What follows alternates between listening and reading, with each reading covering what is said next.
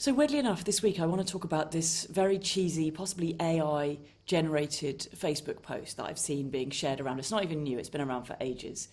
But it's kind of emblematic of a lot of that sort of twee, cheesy nonsense that you see on Facebook.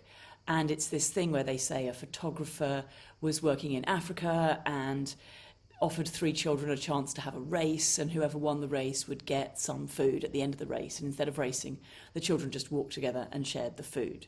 And firstly, right, okay, it's massively patronising. Like, look at these simple peasant African children who seem to know more about things than this highly intelligent white photographer. Like, already, like, F off. As I say, these posts often seem to be AI generated. There doesn't seem to be much credit for the photographer. They're just kind of clickbait nonsense.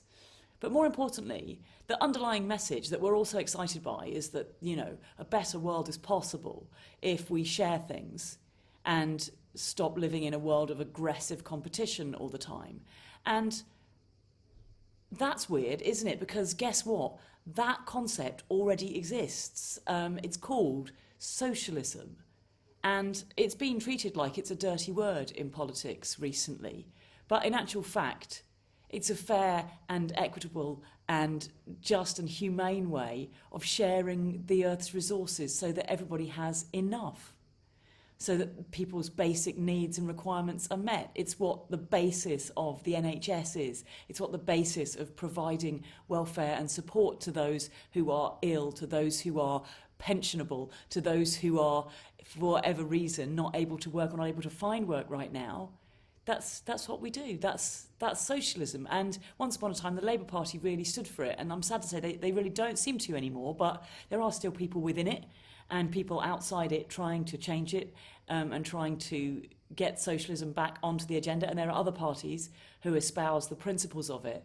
And if that's what you want, can I urge you to stop sharing trite Facebook posts with patronising messages about cultural differences, probably generated by AI mechanisms, or at very least disrespectfully failing to credit photographers and probably putting photographs with fictional stories that have nothing to do with them.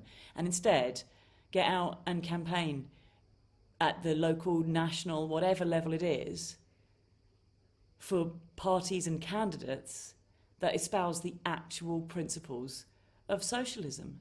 Because if we brought it in at a government level, everybody would have to go along with it, and that would mean that the rich would have to go along with it as well, the billionaires and the oligarchs, and we could close the tax havens, and we live on this incredibly bountiful planet. There is plenty for everybody. There is plenty for us to live well and protect the planet and have comfortable lives.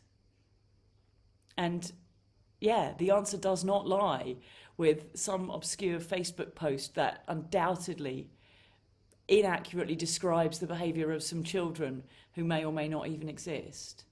It lies in this simple thing called socialism, which we need to stop treating as a dirty word.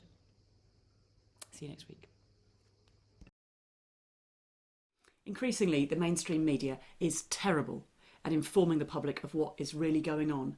I'm only able to make these videos because people are generous enough to sponsor me making them, and if you're able to be a part of that, I would hugely appreciate it. It can cost as little as $1 a month, and you'll get loads of fun bonus content and lots of extras from me and my undying gratitude. I also massively appreciate it if you're able to like, share these videos and let people out there know what's going on.